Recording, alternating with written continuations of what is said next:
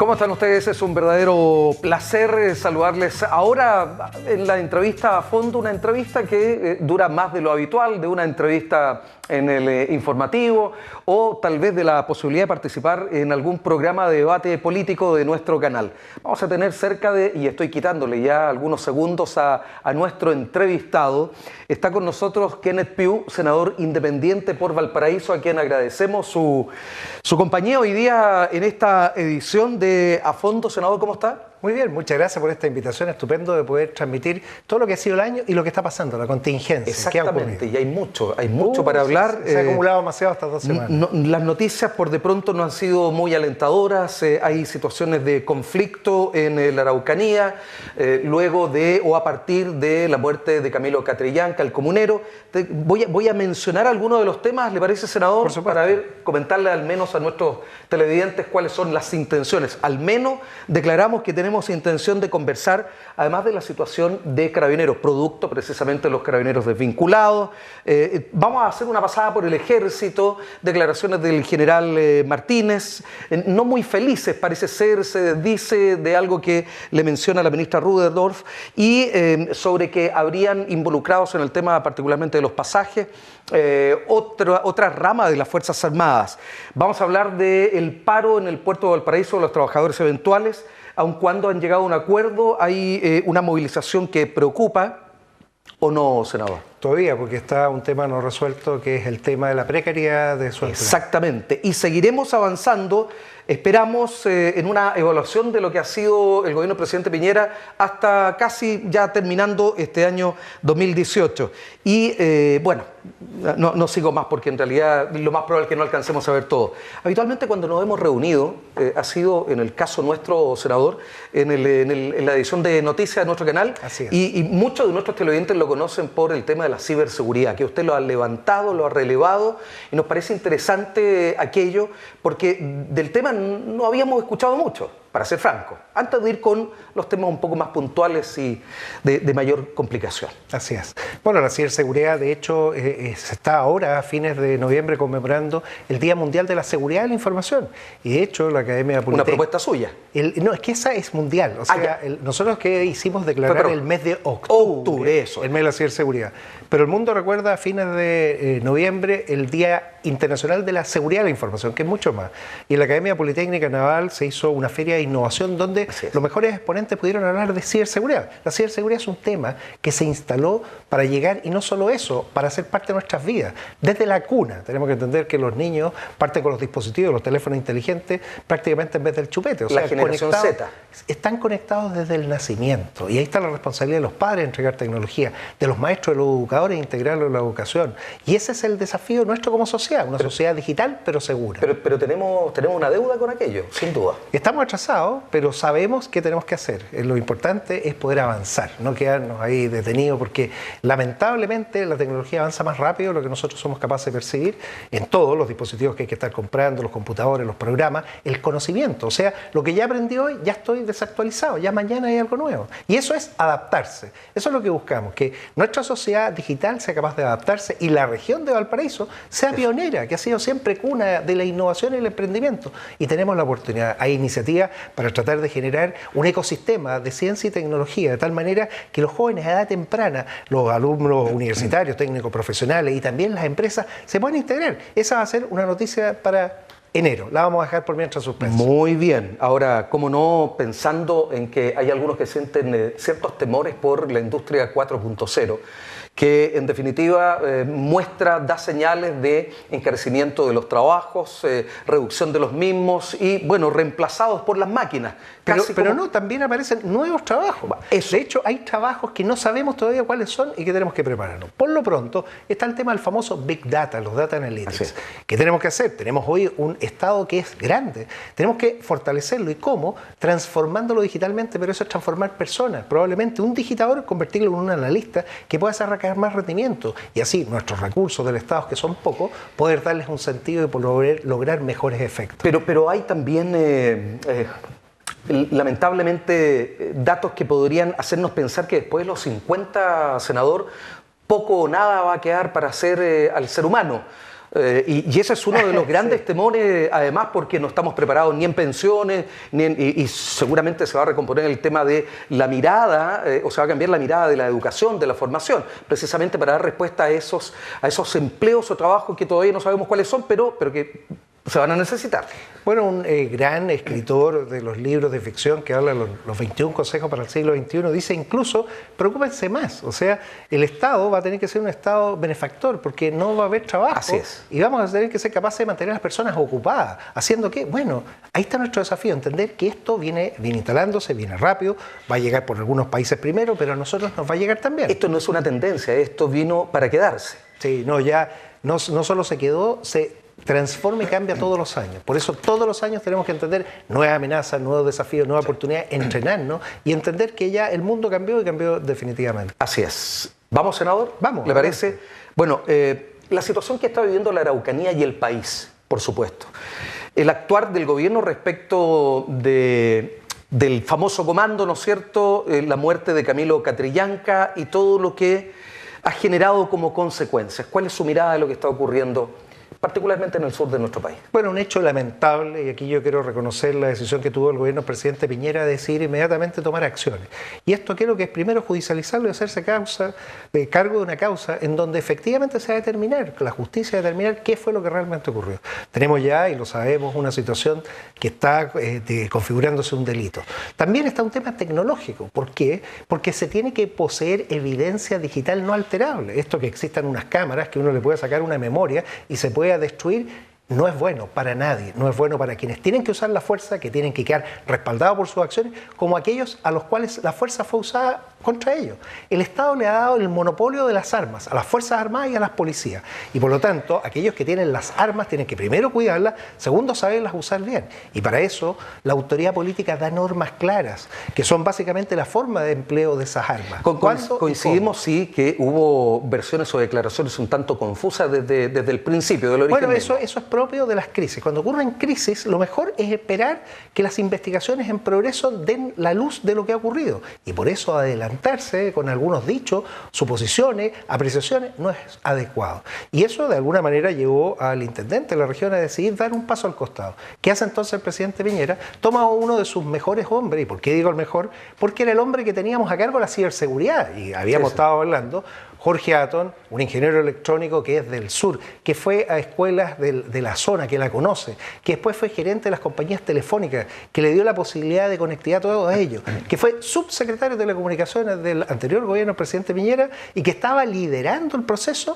¿Por qué lo eligió? Porque era el hombre más talentoso. Entonces, ha puesto a una persona adecuada, que tiene los talentos para lograr algo que es difícil. ¿Usted cree que la situación queda en buenas manos? Yo, conociéndolo, tuve la oportunidad de estar todo este año trabajando con él. Creo que es una persona que reúne las condiciones óptimas que uno espera. La capacidad de escucha, de diálogo, de empatía, de entendimiento, de reflexión. Lo importante es entender muy bien el problema. Y lo segundo, definir cosas concretas. No se puede solucionar todo de aquí a un año, 2 años, 3 años. Pero sí lo que tiene que existir es la voluntad.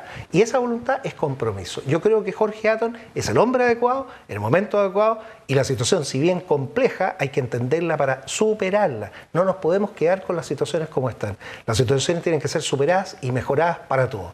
Desde el manejo de las policías, la forma en que se emplea la fuerza, desde el manejo y el trabajo con las comunidades, que también tienen que entender que debemos ser capaces juntos de desarrollarnos y permitirles a todos tener lo que buscamos, la calidad de vida de la gente, especialmente los que viven en regiones apartados y distantes. Nadie puede quedarse fuera de eso. No puede ser solo un sector de Chile en un lado que crezca y el resto tratando de hacer que ese sector de Chile crezca. El ejemplo del Transantiago, la 10ª línea del metro, una línea que es operada por computadores, y en el resto de las regiones no tenemos nada. Eso es injusto. Necesitamos más justicia para las regiones. Sí, y hay la conectividad hacia el interior, Calera, bueno, ahí incluso las peticiones de San Felipe, Los Andes, para poder conectar a través de un sistema que ahorre, que evite mayores costos y en beneficio siempre de la población. Bueno, esta semana se realizó un seminario que precisamente habla de la región 2030, donde estos elementos están puestos en contexto. ¿Y qué es lo que dice EFE? Bueno, hagamos líneas de metro también aquí en la región de Valparaíso. Estupendo. Extendamos el metro tren a La Calera, seamos capaces de tener tranvías eléctricos. Ahora, la electromovilidad es fundamental para la calidad de vida. Pero estamos hablando de una cantidad tremenda de recursos. recursos, sí. Bueno, el país está creciendo. O sea, si el país crece, vamos a ser capaces de hacer realidad nuestros sueños. ¿Qué tenemos que hacer? Lograr trabajo estable y bien remunerado para las personas, generar el crecimiento necesario y distribuir, y que se note en cosas concretas. Transporte público quizás es la primera prioridad, junto con la seguridad. Salud. Y también salud. Salud y educación, sí. Inmediatamente después. Si uno se fija el presupuesto que hablábamos, el 81% está en esos ministerios. 81%, o sea, Pareto, donde está el gran énfasis, el énfasis en las prioridades de las personas y lo que es más importante, darle a la gente una solución concreta, no un discurso. Senador, vamos a continuar con Carabineros, si Bien, le parece. Y a vamos a propósito del presupuesto, fue rechazado el ítem de los gastos reservados. Consecuencia de la defraudación de los más de 20.000 millones. Pero es que, a ver, se suman dos cosas. Primero, efectivamente, hay una situación delictiva al interior que fue detectada y que está en proceso.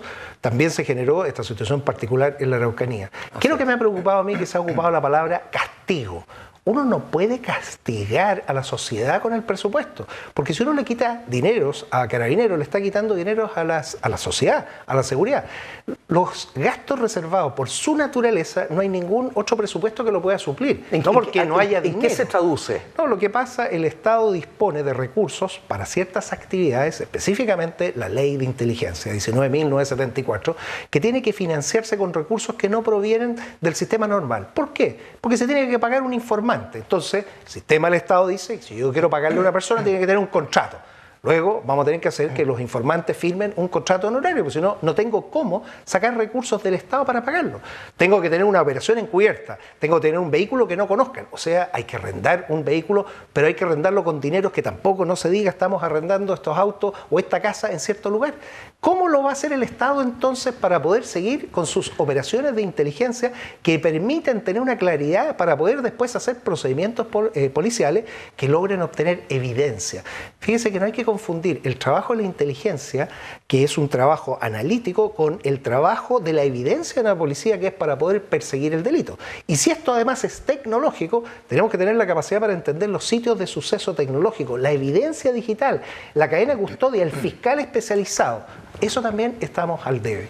Por lo tanto, uno es el trabajo que está haciendo el gobierno del presidente Piñera, que es la modernización del sistema. No solo los sistemas policiales, también tenemos que modernizar el procedimiento penal para lograr generar condenas que sean efectivas. Y también agregar, y se agregó, la ley de ciberdelitos. Eso fue ahora a fines de octubre, que va a permitir también perseguir delitos que ocurren en el ámbito digital. ¿Qué hay que hacer? Es mejorar el trabajo, en el sentido de entender que no podemos castigar a las instituciones con su presupuesto, porque lo que ocurre con las policías es que se castiga a la sociedad. Tenemos que entender la naturaleza del gasto, para qué existe y por qué. ¿Y qué es lo que se ha propuesto? De aquí a fines de año, tener una ley que regule esos dineros reservados. ¿Y por qué? Porque es dineros que no se rinden cuenta.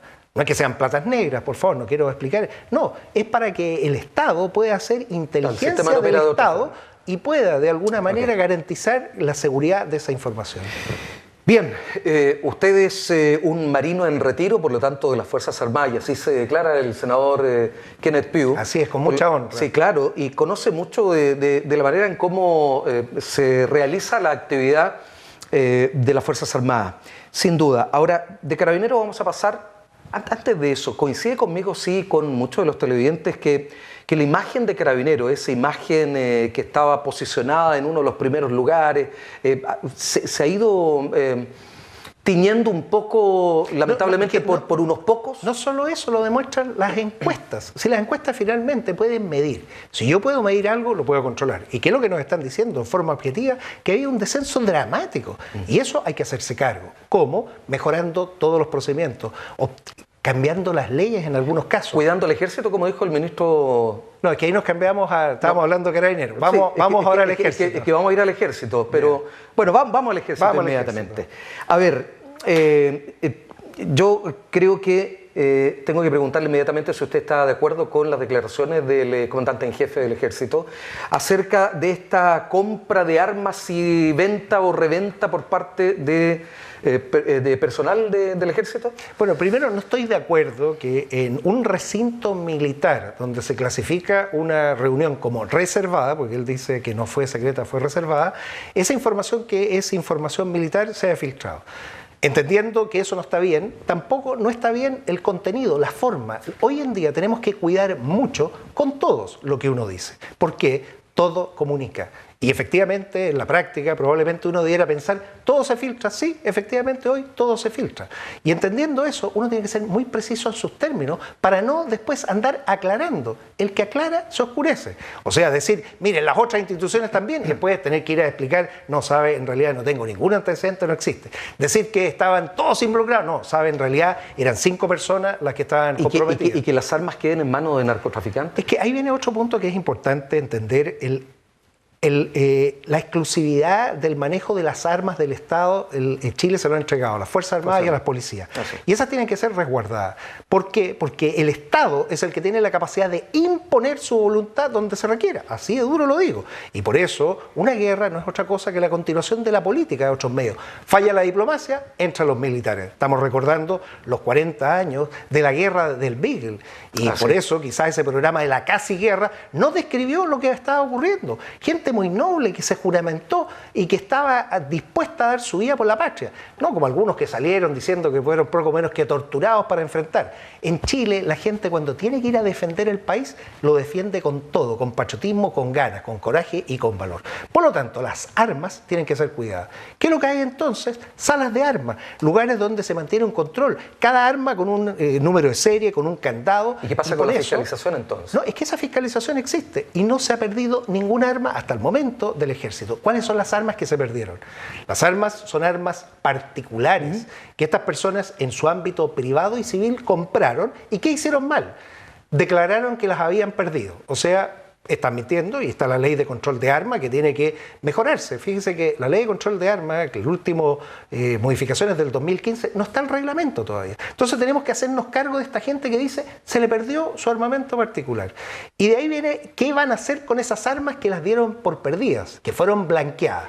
Ahí entra el tema del crimen organizado. Crimen organizado que está buscando precisamente gente que pueda proveerla. Y las manzanas podridas, porque no tengo ninguna duda que a alguien, una persona se le ocurrió, reclutó un grupo, se hizo de armas para ponerlas en un mercado que es un mercado cuyo destino es muy nocivo. Narcotraficantes, delincuentes, todos aquellos que quieren tener acceso a eso que está controlado por el Bien, y a propósito de la pregunta que yo le hice, que seguramente ha quedado grabada en la retina de nuestros televidentes y de todos nosotros, cuando el ministro de Defensa dice hay que cuidar al ejército. Más que el decir específicamente cuidar al ejército, hay que conocer al ejército, hay que conocer a las Fuerzas Armadas, porque yo no puedo querer lo que no conozco. Y ahí viene el primer problema, ¿qué es lo que es realmente el ejército? ¿Qué hace el ejército? ¿Cómo funciona? ¿De qué forma? Son pocos los que lo conocen. Los ministros de Defensa, cuando ingresan, no habían estado en contacto con el ejército. Y como lo van conociendo, son capaces de llegar a esto por el conocimiento que han tenido. Y como lo conocen, lo valoran. Y por eso dicen esto. ¿Qué es lo que tenemos que hacer los chilenos? Valorar lo que tenemos. Los medios de comunicación, de alguna manera, resaltan con mayor énfasis y entusiasmo por de pronto este tipo de noticias.